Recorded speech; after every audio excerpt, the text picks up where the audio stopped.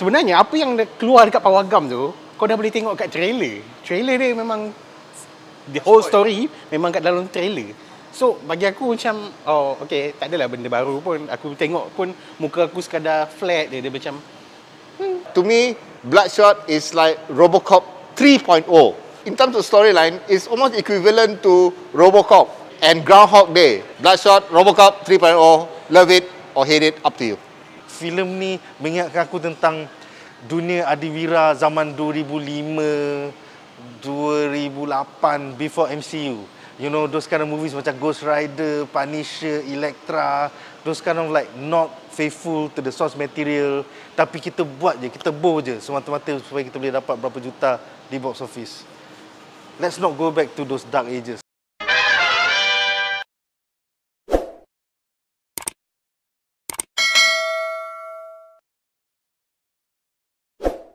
Video ini dibawakan oleh Easy Ad by DG. Langganan lebih mudah. Hai, saya Nick Nazri Iskandar, pengasas BuzzPop.tv. Hai, nama saya Zafran daripada Zaflog by Pure Pixels. Nama saya Faris Osman, saya dari Kuala Lumpur, Malaysia. Kita baru saja menonton filem Bloodshot, which is adapted from a comic book from 1995. Bloodshot ni mengisahkan seorang bekas anggota military yang menggunakan nanoteknologi untuk jadi macam Superman. Studios nowadays, they banyak want to adapt comic book yang kita kenal dan comic book yang juga kita tak kenal. And you know, some of them has been good, some of them has been really bad. And Bloodshot to me is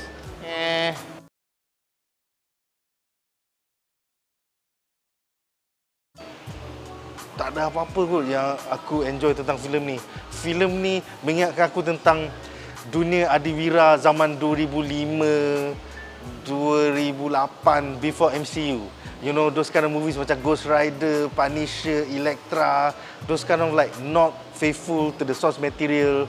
Tapi kita buat je, kita bow je semata-mata supaya kita boleh dapat berapa juta di box office. Let's not go back to those dark ages.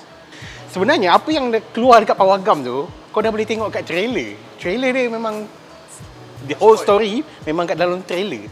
So bagi aku macam okay, tak adalah benda baru pun. Aku tengok pun muka aku sekadar flat dia macam tak ada apa-apa special, memang flat lah. Cuma dia ni lah, memang it's a very visionary, memang sangat-sangat berpandangan jauh. Dia punya CGI memang wow, gempak gila, memang epic gila filem ni. Sampai kau rasa macam biasa je. Sebab kau dah pernah tengok filem-filem banyak gila MCU punya filem dan kau rasa macam ni biasa je, tak adalah gempak mana. I'm a guy who, when I watch movies, I can appreciate good effort in visual effects. And this movie, yes, good effort in visual effects. But in this day and age, you know, good visual effects doesn't make a movie good if the story is just crappy, you know, and lame. Seperti biasa, wabak Fast and Furious ini semakin menular di dalam Hollywood. Kalau sejak dari bulan Januari lagi, kita tengok even franchise-franchise lama seperti Bad Boys for Life dah mula jadi macam Mission Impossible ataupun Fast and Furious. Filem ini juga mengalami kesakitan Fast and Furious franchise. Simptom-simptom penyakit Fast and Furious franchise ialah melompat-lompat ke multiple negara dengan drone shot, aerial shot, aksi fast cut sampai kau tak faham apa yang tengah berlaku. Penggunaan kenderaan-kenderaan serta kehancuran bandar tanpa berfikir secara waras. Unfortunately, filem ini memang a rip-off of Robocop from 1980 something. Which is kind of sad because kalau kau pernah membaca komik Bloodshot daripada syarikat Valiant pada tahun 1995, it's nothing like Robocop. At the end of the day, Valiant adalah satu syarikat yang mula keluar pada lewat tahun 90-an dan menjadi satu contender untuk berlawan dengan Marvel Comics, DC Comics dan juga Image Comics. They were part of the Big Four. And cara mereka melakukan itu ialah dengan membeli watak-watak komik yang sudah mati daripada tahun 1940-an dan 50-an seperti Magnus the Robot Fighter, Rai, Turok the Dinosaur Hunter. Ni semua watak-watak kengkang daripada tahun 1940-an 50-an tapi dihidupkan kembali pada tahun 1995 untuk menjadi satu universe that was actually cool. Bloodshot was satu daripada tunjang utama untuk Valiant Comics pada tahun 1990-an. And harapan Sony adalah Bloodshot akan menjadi tunjang utama kepada Valiant Cinematic Universe. Unfortunately, dengan filem ini, Sony kecundang untuk menghidupkan franchise baru.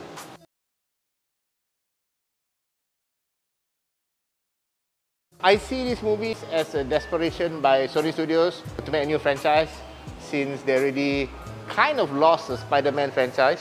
As you can see, they just adapt everything. Fantasy Island, all these crappy movies, they reboot stuff. When movies are made out of inspiration, it's not really that good. You have nice visual effects that will entice audience to watch it in 3D and make it look so grand, but story is just draggy, it's quite slow.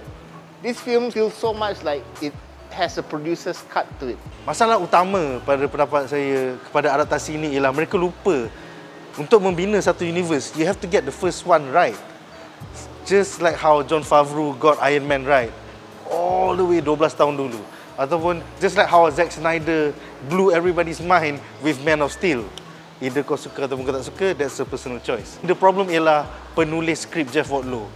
Baru je minggu lepas kita diperkosa minda kita dengan dia punya reboot of Fantasy Island. Dan kini korang akan terpaksa mengalami perkosaan baru di minda korang dengan Bloodshot. Aku tak tahu kenapa Jeff Wadlow still dapat job dengan Sony. It's like, there must be better writers in Sony, man. I need to research it, but Jeff Wadlow could be a studio writer who has a contract with Sony. So whatever he writes, he has to write it, and whatever he writes, Sony has to put it on film. You know, because this is all part of like a contract business thing. So whether the movie sucks or doesn't suck, it's really up to the audience. But if you have a movie that constantly sucks and written by this Jeff Wadlow, then they might have to rethink their contract with him. What I like about this film is the first act is kind of slow, the second act okay, it's kind of getting interesting, but the third act terus up, tak boleh pergi. Aku rasa macam di tengah-tengah saja yang boleh dihadam dan rasa macam seronok untuk ditonton. Masa first dengan ending quite macam a cliche movie lah. Banyak betul job dia dapat sel. Job dia macam, alamak, dia dapat a big territory punya job tau. Tapi bila somehow, aku pun tak faham macam mana dia dapat job semua ni. Sony bro, dia budak Sony. Budak Sony. Dia nak bayang. Berita baik untuk Kaki TV dan Kaki Filem. Korang boleh terokai, langgan dan urus lebih daripada 30 langganan melalui MyDigi subscription. Langganan jadi lebih mudah dengan Easy Ad. Nikmati banyak saluran video yang menarik seperti Amazon Prime Video, View, Dim Sum, Movie Cinema, iFlix dan banyak lagi. Jom melanggan sekarang. Dapat semurah RM1 dengan Easy Ad.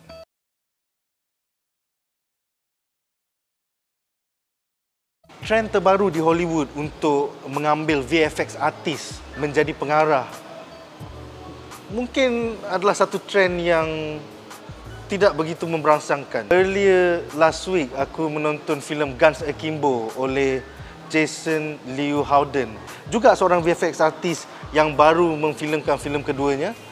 And it was okay, dia ada bakat, cuma dia perlu maybe beberapa filem lagi untuk mengasah bakatnya. That is also the problem dengan David S.F. Wilson. Filem Bloodshot ini hanyalah produksi keduanya. Sebelum ini, dia terlibat dengan siri TV antologi Netflix iaitu Love, Death and Robots. And that was barely 20-30 minutes. So, untuk memberi the first film of the Valiant Cinematic Universe kepada an unproven director, why the fuck would you do that? Even bila MCU hendak memulakan MCU, mereka gave it to Jon Favreau, an unproven director, but at least dia dah buat 5 filem by then. You know, Zack Snyder has done a few films before he even took on DCEU. Why start with a weak link when you want to start a whole universe? In my opinion, when you want to start a franchise, especially when it has a following from a comic book, get someone established, don't get someone new, you know? Get someone established. When I say established, someone has actually done, doesn't have to be comic book films. Someone that has a line of independent films, pun okay. You know, for James Gunn is a good example.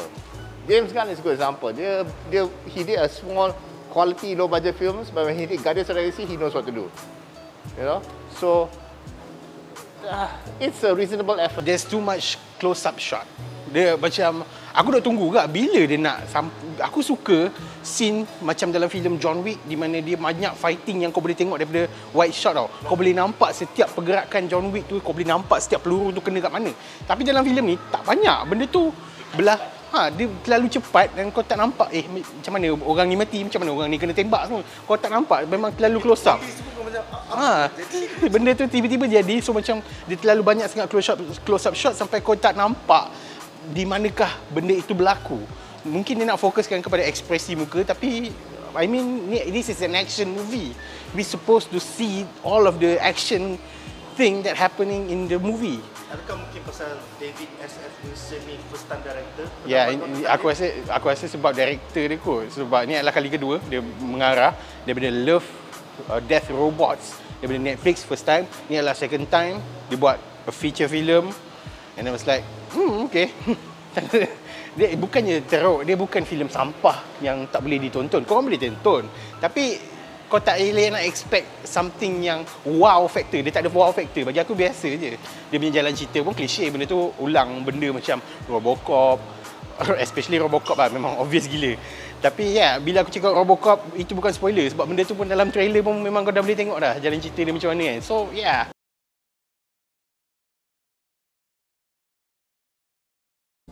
pelakon-pelakon yang kau biasa tengok dalam ensemble cast seperti Eiza Gonzalez daripada Baby Driver, ataupun Sam Heughan daripada Outlander, ataupun Ahmad ni, tunjang utama kepada Fast and Furious.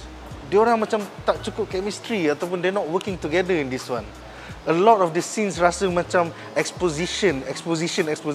Setiap babak di antara Guy Pearce dan Vin Diesel rasa macam karangan berjela-jela. Guy Pearce terpaksa exposition untuk mengexplainkan universe ni kepada Vin Diesel berkali-kali, menyebabkan aku rasa macam even the comic book wasn't as boring as this, man. You see, all this cast is what I call people wants to pay their mortgage. You know, they get paid a lot of money. They will take roles which they don't really care about. You know, doesn't matter how shit the movie is going to turn out. They just do it. So you have a good cast but a shitty story. All these actors, they are mercenaries. You know, you pay more, I'll do it. The main villain memang ada nampak motif dia semua tu. Cuma the side villain macam sekejap aku tak tahu, dia tak ada benda yang aku boleh ingat. Even nama dia sendiri pun aku tak ingat. Aku tahu dia Bloodshot dia, tu je. Nama dia aku tak ingat, nama ni aku tak ingat, semua aku tak ingat. Terlalu banyak sangat explanation dalam ni yang membuatkan kau jadi macam aku tahu, tak payahlah beritahu. Audience tahu, aku tahu benda tu dah terjadi. Tak payah cerita balik benda tu. So macam dia banyak menghabiskan masa tentang itulah. Maybe mungkin casting dia Vin Diesel is another level. Terlalu tinggi sangat sampai yang lain ni semua mendap, dia dah tak nampak. So bagi aku macam biasa.